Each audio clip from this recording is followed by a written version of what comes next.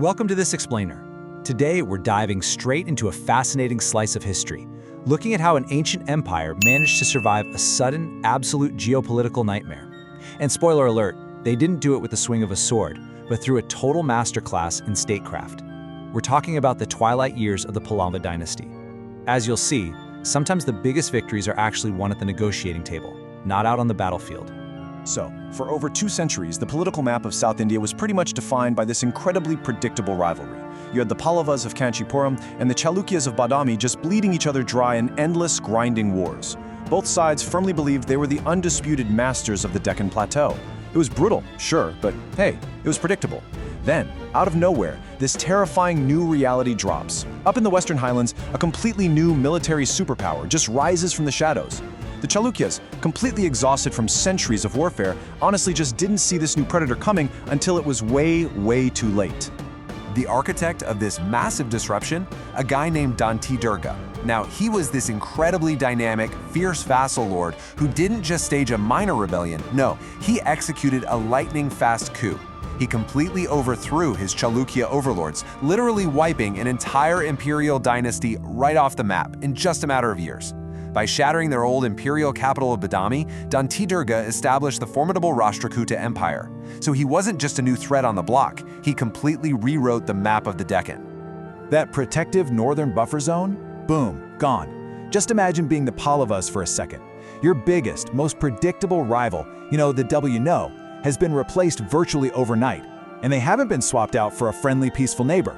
No way. They've been replaced by a much deadlier, hyper-aggressive superpower that's now sitting directly on your doorstep.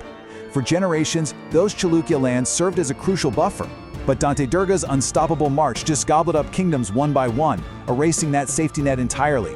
Which brings us to part 1 of our explainer, the geopolitical nightmare.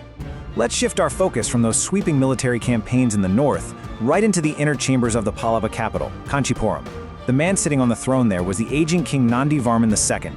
He'd been elected to save the empire 40 years prior, right? But now, he's an old statesman staring at a map, facing a genuinely agonizing dilemma. How on earth do you fight 2 empires at once? He understood a really harsh truth. The Pallavas just did not have the manpower or the resources to simultaneously fight these unstoppable Rashtrakutas in the north and their traditional, very hostile enemies, the Pandyas, down in the south. A 2-front war? That would mean the total, absolute annihilation of his empire. This leads us straight into part 2, the diplomatic masterstroke. Realizing there was absolutely no way he could win this on the battlefield, Nandivarman II did something brilliant. He completely changed the rules of the game.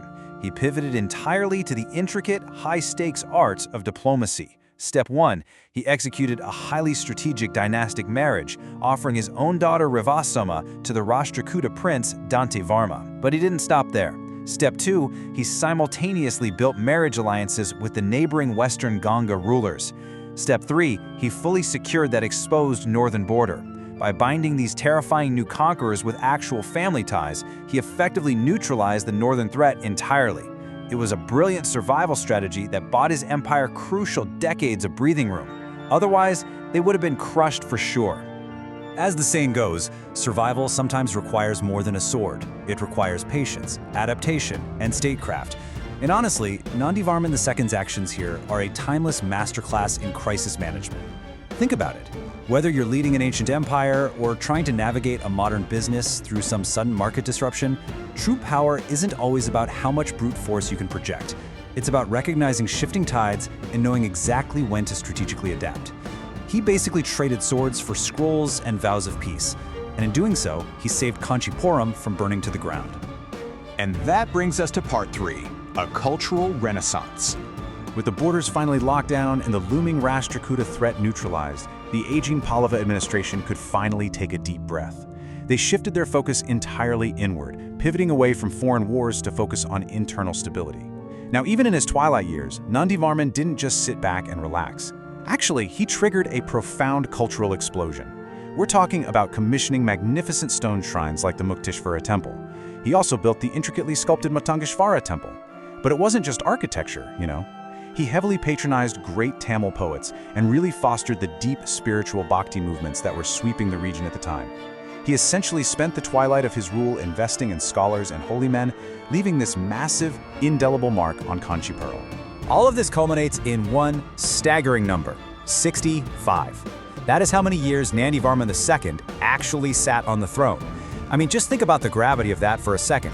He took the throne as a 12-year-old boy who inherited a fractured state, and over the next 65 years, he survived devastating civil wars, foreign invasions, and what was essentially a three-way geopolitical world war in the Deccan. It's truly one of the most remarkable reigns in all of history. When his reign finally started nearing its end, the state he left behind was, well, physically scarred. It was an empire battered by time, yet incredibly rich in art. Decades of conflict and constantly shifting borders had taken a pretty heavy toll on the Pallava military machine. But because of his brilliant pivot to statecraft and his absolute dedication to that cultural renaissance, the empire was actually richer in culture, architecture, and spirit than it had ever been. He literally traded military dominance for cultural immortality. Which leads us to our final section, Part 4, the Twilight of Kanchipuram. As the sun inevitably set on this monumental 65-year reign, the harsh reality of dynastic cycles really began to loom on the horizon. A whole new generation of kings was waiting in the wings. Now, his masterful diplomacy, it worked flawlessly for his lifetime. But it does beg a really critical question. Statecraft bought them decades, but can any empire truly outrun time? The peace secured by marriage and alliance is holding for now. But as war clouds inevitably gathered to threaten Kanchipuram once again, we're left to wonder what happens when brilliant diplomacy finally runs its course. Because in the end, every dynasty has to face its final chapter. Thank you so much for joining me for this explainer. I hope it leaves you thinking a bit about that fragile, fascinating balance between the sword and the state.